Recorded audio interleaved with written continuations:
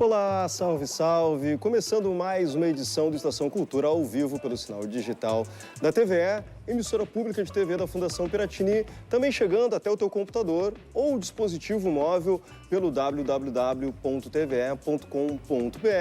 e tu ainda pode assistir e compartilhar os programas já veiculados na TV pelo canal da TVE no YouTube.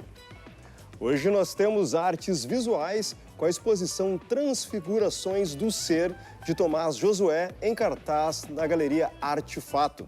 Temos ainda cinema com o Festival Cine Esquema Novo, que continua com as inscrições abertas. Dicas de eventos culturais e começamos com literatura. Criada há menos de um ano, a editora Casa 29 está com 2 lançamentos. Minha Camisa Amarela de Flanela e Guri do Cimento, ambos do escritor e jornalista Luiz Dil, nosso colega aqui da FM Cultura 107.7, que está aqui conosco para falar não só sobre o lançamento, mas também sobre a editora. Tudo bom, Luiz? Tudo ótimo, Domici. Bom, Dil, essa ideia de vocês entrarem já estão no mercado, né, editorial, publicando livros, como escritores, tu e a tua esposa, né, que é a tua companheira e sócia nessa empreitada, mas a ideia de entrar no mercado editorial agora efetivamente com uma editora, Luiz. Onde é que vem? Pois é, começou ano passado com até uma exigência do mercado, né, de pedir aos autores nota fiscal, né? Então era inevitável que a gente abrisse uma microempresa para ter a nota fiscal, atender essa exigência, né? Ocorre também que algumas editoras que deixaram de trabalhar resolveram me dar os livros, né, de minha autoria. E aí eu fiquei com aquela montanha de livros, vamos fazer o quê, né? Bem, vamos oferecer para as pessoas, para as escolas, municípios. E dentro desse catálogo, que não era pequeno, a gente imaginou também que seria interessante ter um material novo, inédito, né? E aí é uma coisa muito importante, Domício, a gente criou um conselho editorial, né? Porque eu acho que se autopublicar é muito fácil, né? Mas a gente busca sempre qualidade. Então a gente criou, conversamos com 9 pessoas da área da literatura, professores, escritores, por exemplo, o Leonardo Brasilense, que já esteve aqui, o Dilan Camargo, e para que eles analisassem esses originais, vissem se realmente tinham qualidade, tinham condições, né? E aí todos deram sinal verde, e aí a gente partiu para a publicação desses 2 primeiros títulos. Então é uma editora que nasce já com um know-how já de autores que publicam há algum tempo, mas também desse conselho. Exatamente, e eu fui muito assim, enfático com relação à turma do Conselho Editorial, né? Olha, se achar que está ruim, ou se tem que mudar alguma coisa aqui ou ali, por favor, né? E então, os leitores podem até não gostar dos livros, alguma coisa assim, mas tenham certeza que eles foram muito bem trabalhados antes de irem para a gráfica. Bom, e tu vem então com mais 2 lançamentos teus, né? Mais 2 publicações, tu que sistematicamente tem publicado há bastante tempo, né, Dil? Exatamente, O Minha Camisa Amarela de Flanela, esse voltado em tese, né, para o público infantil, tem ilustrações, um trabalho gráfico do Beto Soares. Aliás, inclusive o pessoal, quando pega esse livro, a primeira coisa que diz é: nossa, aquele livro lindo, né? Nem leu o texto ainda, mas eu fiquei elogiando, evidentemente, as ilustrações, o trabalho que o Beto fez, que realmente ficou excepcional. É a história de um menino que tem uma camisa, não tira essa camisa por nada, né? Vai jogar bola com a camisa, vai dormir com a camisa, e o menino vai crescendo, né? E aí é esse conflito, né? O que fazer, né? Então, esse o Minha Camisa Amarela de Flanela. E o outro livro, esse voltado a princípio para o público juvenil, Guri do Cimento, né? A história de um menino que ele não tem família, não tem lar, não tem uma casa, ele mora na rua, próximo a uma rodoviária de uma grande cidade. E a princípio, né, a gente pode pensar que, bem, é uma história triste, né? Puxa, um menino de rua. E, na verdade, quando a gente lê o livro, a gente se depara com um menino extremamente bem-humorado, né?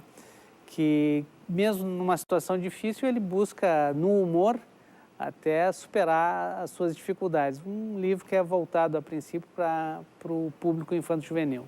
Bom, esses dois públicos destinados aos dois livros são públicos com os quais tu tem trabalhado já há bastante tempo também, né, Gil? Além de outras experiências literárias que tu tem também, né? Exatamente, a minha trajetória aí dentro da literatura começou em 1990, justamente com literatura juvenil. Foi meio por acaso, né? Não era o meu foco, a minha intenção, mas as editoras me pediram livros, me pedem até hoje e acabou que eu tenho uma grande concentração de livros para essa faixa etária, para esse público, embora tenha também, embora publique e escreva para público adulto. Bom, com relação à Casa 29, a ideia é que as tuas publicações continuem saindo por essa editora, tem já pensando em novas publicações, outros autores, como é que vai funcionar, Jean? Olha, a ideia, sim, é ter novos autores, ter outros autores, né? Mas isso depende ainda de como vai se comportar a receptividade.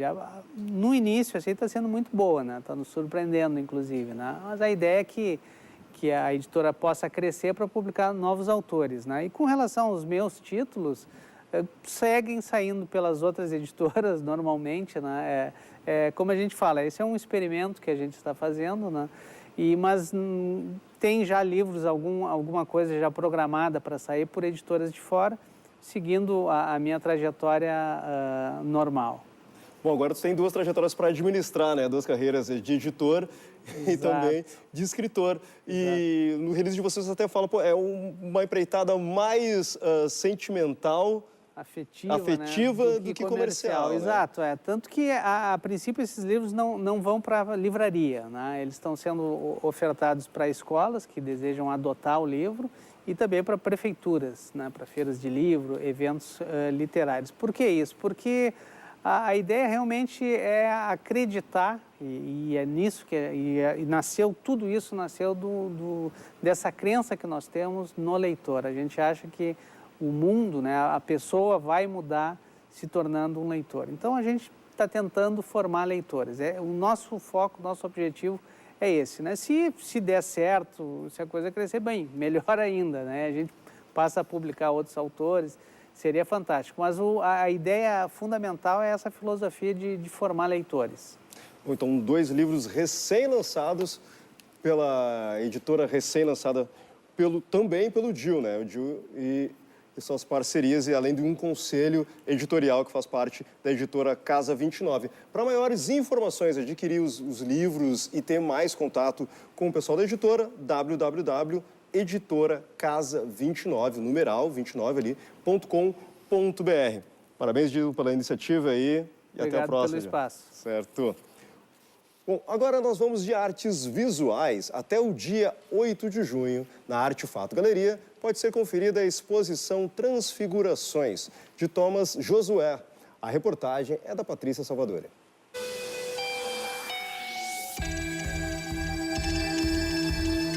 A figura humana, que é um dos motivos do meu trabalho, né, é transfigurar essa figura, né, além da borda, que é a nossa condição humana, né? Que é o próprio termo transfigurar-se, né? Sair dessa figura para uma outra coisa, um outro estágio, uma outra experiência da forma e da figura, né? Reflexões sobre o mundo contemporâneo em cores vibrantes estão na mostra que apresenta 12 peças inéditas em técnicas mistas de arte têxtil. O que eu estou apresentando são filtragens, que são uma técnica milenar, né? Alguns estudiosos associam, né, que ela é anterior ao processo da trama, da tecelagem, né? Mas há controvérsias na pesquisa arqueológica e antropológica sobre o tema, mas enfim, é uma técnica milenar, né? Dos povos, desde que o homem começa a cultivar animais, né? E ele começa a fabricar esses tecidos, né? Então, já a própria técnica é uma técnica antiga e que ela remonta a essa sobreposição de uma lã pura que vai se transformar num tecido rígido, que é o feltro. Então, basicamente, meu trabalho atual são essas feltragens com essas costuras e bordados tradicionais, né, da cultura popular. E também nós temos aqui os entrelaçamentos, né, que são essas figuras tridimensionais, que é também em volta dessa ideia do entrelaçamento, né, também associado com bordados e aplicações. Professor e pesquisador da arte no campo psicossocial, Tomás Josué também realiza estudos etnográficos no contexto da diversidade cultural. Tenho trabalhado em regiões de fronteira, né, com a questão da cultura da lã, e tenho encontrado a partir dessas práticas tradicionais, né, que estão sendo assim um pouco ocultadas, né, e que essas práticas tradicionais, como por exemplo, que era uma das questões muito fortes na cultura do Rio Grande do Sul, né, que está se perdendo com os processos de globalização, né, então eu tenho resgatado essas tecnologias tradicionais da lã, né, de quem cultiva a lã, dos produtores da lã, desde a forma da cardagem tradicional, recupera essas formas tradicionais e aborda um tema contemporâneo que é meu trabalho, né? Eu faço essa citação entre tradição e contemporâneo, né? E recuperar estas memórias dessas práticas sociais, né, que fazem parte de uma tradição cultural, e redimensionar elas no mundo contemporâneo. Como é que estão essas relações hoje, né? Na transfiguração deste homem contemporâneo, né? Como é que ele se situa neste mundo veloz, rápido, e que constantemente as nossas identidades estão, como diz o Bauman, né, nesse processo líquido, né? Então, nessa impermanência da figura, né? Então, também a transfiguração é essa impermanência da figura.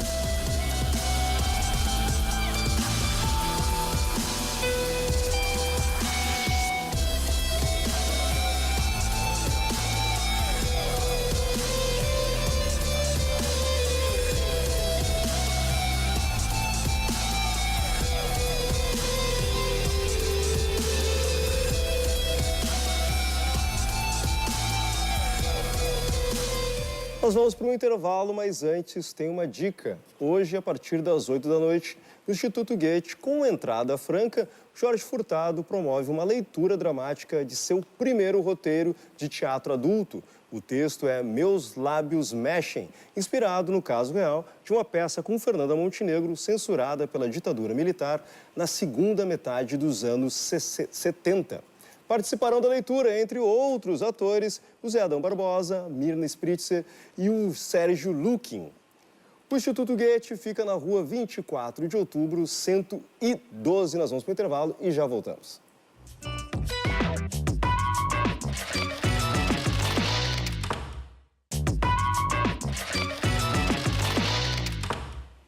Estação Cultura de volta para falar sobre o Cine Esquema Novo 2018, Arte Visual Brasileira.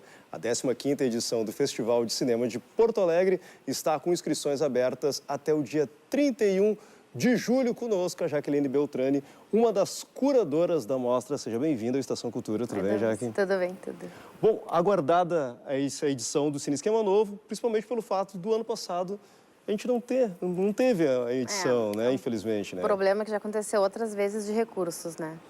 Mas esse ano a gente está aí firme e forte. Tem financiamento do Ministério da Cultura esse ano, então tá tudo certo, tudo garantido. Bom, e a produção, que acaba acontecendo de maneira muito forte aqui no Rio Grande do Sul, na área do audiovisual, ela acaba sendo um pouquinho maior das possibilidades de inscrições dentro do Cine Esquema Novo, que o Cine Esquema Novo não pensa apenas na produção audiovisual, pensada assim ou projetada para tela de cinema ou para as telas, Sim, né? esse é o grande lance do festival, né? Assim, a gente pensa o audiovisual como uma arte que se expande além da sala de cinema, além de uma galeria de arte, inclusive além do próprio filme. A gente já exibiu uma vez uma obra que, na verdade, era um círculo que se formava com fumaça. Claro, é um filme experimental dos anos 60, veio de uma curadoria que a gente trouxe da Alemanha, mas era uma obra audiovisual porque a experiência estava dentro da sala de cinema, não necessariamente com uma imagem projetada, né? Era uma luz projetada que com a fumaça formava algo que a gente via. Então, o Cine Esquema Novo é cheio de possibilidades, algumas que a gente pode até desconhecer. A gente espera nas inscrições ser surpreendido com isso, né? Pois é, agora falando justamente sobre essas inscrições, que é a nossa pauta, que vão até o dia 31 de julho, elas são um período bem extenso para que também se possa pensar e trabalhar essas possibilidades, né? Exatamente, O que a gente pensou? Normalmente, mais ou menos 2 meses é o tempo de inscrição. A gente faz a curadoria em cima desse período, recebendo as propostas dos realizadores, propondo algumas coisas ao longo do processo, depois de selecionado. dessa vez a gente resolveu ter um período longo de inscrição para, à medida que a gente assiste os filmes, poder contatar as pessoas, os artistas, os cineastas e falar, olha só, gostamos do teu filme, quem sabe a gente projeta ele numa galeria, mas a pessoa de repente pensou na sala de cinema.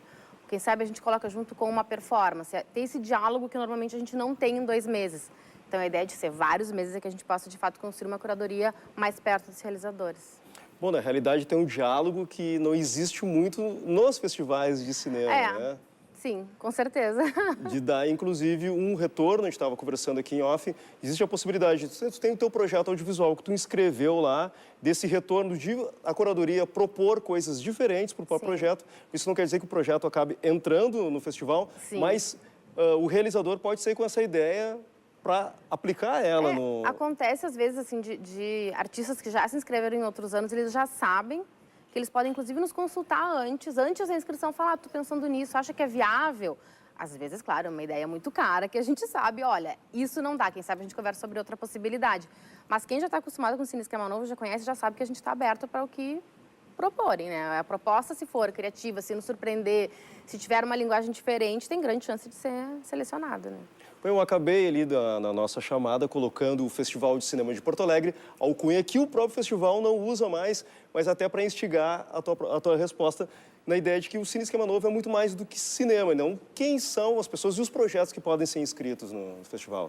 Bom, cineastas, artistas, realizadores, pessoas físicas, qualquer um que tenha uma obra audiovisual ou que tenha uma performance, ou, enfim, que venha nos prender, que seja brasileiro, ou que seja brasileiro e que mora no exterior também pode, ou estrangeiros que moram no Brasil. Não tem distinção de 35, 16, isso já caiu há muito tempo, isso pra gente já não é nem mais um assunto, né? Se é digital, enfim, média, longa, não existe isso. Se é via celular, se é webcam, tudo vale. Tudo vale. E tudo vale mesmo. Inclusive, a gente gostaria muito que inscrevessem projetos que a gente não tinha ideia que alguém pensou isso, sabe? Então, realmente é bem aberto. E a gente também estava conversando sobre essa possibilidade, porque, por exemplo, o Estação Cultura é muito assistido por muitos artistas visuais, pessoas ligadas a essa área, que talvez imaginem, como eu utilizei ali, o cinema ali, que não se propõe mais, inclusive, vocês mudaram o título, né? O festival agora é Audiovisual Arte Audiovisual Brasileira, né? Exatamente. Trabalhar justamente com essas pessoas que talvez poderiam estar escrevendo os seus projetos em festivais de arte, pensar também o Cine Esquema Novo como uma plataforma para isso. Né? É um processo que a gente começou em 2011, mais ou menos. Foi 2011 que a gente tirou os filmes da sala de cinema como uma obrigatoriedade. Foram para a galeria. A partir daí virou Cine Esquema Novo expandido e agora a arte audiovisual brasileira, que a ideia é realmente ser abrangente. É claro que não é tudo. É uma grande possibilidade para filmes criativos que nos instiguem, que ousem, né? O cinema mais convencional não tem a cara do Cine Esquema Novo. Então, assim, ele é abrangente, mas ele tem, claro, um perfil de filmes que transitam entre artes visuais, cinema, que experimentam, que saem, inclusive, de um ambiente fechado. Então, assim, ele é amplo. Que trabalhem, inclusive, outras narrativas completamente fora do usual. Falando em experiências fora do usual, como tu citaste, uma experiência já com um diretor alemão ou um realizador alemão, a parceria com o Goethe se renova para essa nova edição. Se renova a parceria com a Cinemateca Capitólio, que é a nossa sede, com o Instituto Goethe, e novamente a gente vai trazer um realizador da Alemanha. A gente está ainda fechando a programação, porque a ideia é que ele fique um período, que ele pesquise o nosso acervo, porque o Cine Esquema Novo tem um acervo, né? Um acervo bem grande, assim, audiovisual, que está, inclusive, na Cinemateca Capitólio, para quem quiser pesquisar. E ele vem para pesquisar o nosso acervo, então ele vai ficar umas 3 semanas, mais ou menos, em Porto Alegre, chama Philipp Widman. Mas o formato ainda do que a gente vai apresentar com ele, a gente está fechando. E até o formato com a curadoria como um todo, o Ramiro me falou, em um outro momento, quando a gente falou sobre a abertura das inscrições, que a curadoria do festival como um todo, ele vai fechar após ver realmente que eixos saem desses filmes inscritos, né? Os filmes inscritos, eles concorrem à mostra competitiva, com premiação, né? Fora isso, à medida que a gente avança na curadoria destas mostras, a gente tende a fechar outras mostras que a gente chama de informativas. Não são filmes em competição, como no caso dos filmes do Philipp Widman, que vem para cá, mas é um processo longo, assim, a gente vai até o limite criando. Então, até o dia 31 de julho é possível inscrever trabalhos para a mostra competitiva, mostra nacional, que vale para estrangeiros que produzem aqui no Brasil, brasileiros que estão fora do Brasil estão produzindo e, obviamente, para quem está aqui é brasileiro. Então, quem quiser se inscrever, passa no site www.cineesquemanovo.org até o dia 31, o edital, todas as regras por lá. Jaqueline, obrigado pela tua presença. Obrigada pelo espaço. E vale lembrar, né, que o Cine Esquema Novo acontece de 22 a 28 de novembro aqui em Porto Alegre, nos espaços que a Jaqueline citou. Muito bem, Moderna para Sempre é uma exposição de fotografias na Fundação Iberê Camargo. Nós revemos agora uma matéria feita pela repórter Angélica Coronel com o curador da mostra, o Iatan Canabrava, quando da montagem da exposição, que permanece aberta à visitação até o dia 15 de julho. Entre os últimos preparativos, fixar o nome da exposição. Moderna para Sempre é o título da coleção do Itaú Cultural que está sendo montada. E para o curador, essa montagem tem tudo a ver com as obras mesmo. É o jogo de armar, como diria Tom Zé, né? O jogo de armar, canção de armar, brincadeira de armar, não é de desarmar, não é de destruir, de desconfigurar, aqui é de armar.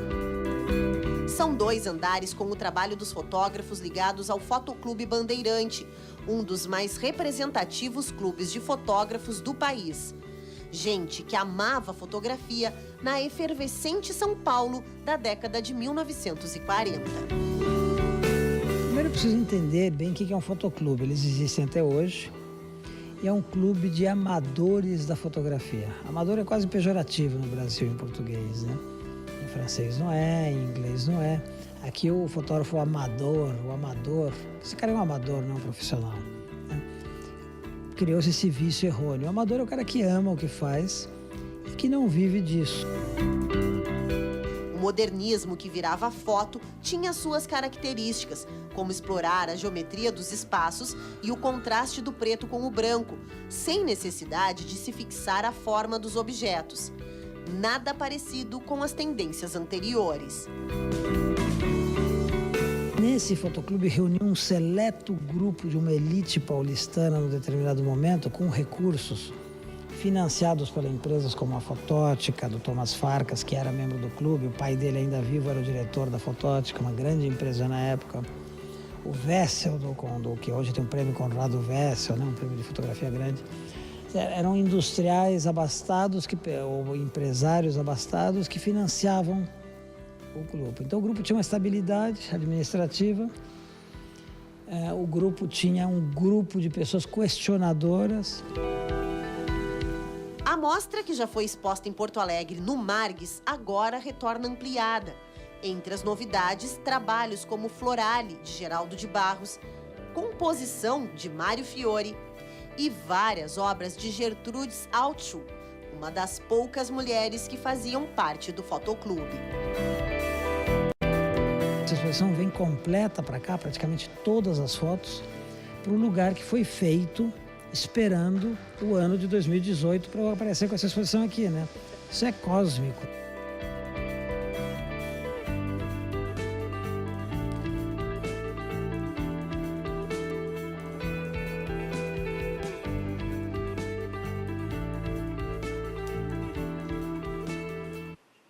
E a mesma Fundação Iberê Camargo anunciou a contratação do empresário cultural Emílio Calil, que passa a ser o novo superintendente da instituição. Com passagens pela Bienal de São Paulo, além de ter sido secretário de Cultura da cidade do Rio de Janeiro e presidente da Fundação Cidade das Artes, o gestor assume com o objetivo de aprofundar e organizar os processos da Fundação a fim de potencializar as transformações em curso e seu conteúdo artístico e cultural. Boa sorte para o Calil e para a Fundação Iberê Camargo. Fechamos o Estação Cultura com uma dica musical. Para quem curte música instrumental e principalmente os trabalhos de Renato Borghetti e Amandu Costa, pode ir se agendando. Eles fazem show nos dias 13 e 14 de junho no Teatro São Pedro, reunindo convidados. Nós te deixamos com a música de Borghetti e Amandu. Tchau e até amanhã ao vivo aqui pela TVE.